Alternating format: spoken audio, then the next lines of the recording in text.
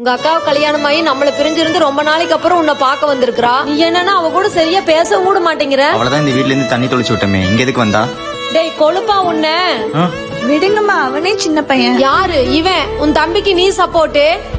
நான் பசங்களோட விளையாட போறேன். டேய் உங்க அக்கா ரொம்ப நாள் கழிச்சு உன்னை பார்க்க வந்திருக்கா, நீ எங்க விளையாட போற? ஒழுக்கமா வீட்ல இரு, அவ்வளவுதான் உனக்கு மரியாதை. போமா.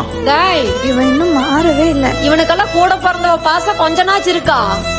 நான் வீட்டுக்கு வந்துட்டேன். வாடா தோசை சுடுற, இப்பவே சாப்பிடுறியா? அதெல்லாம் வேணாம். ஆமா அக்கா எங்க?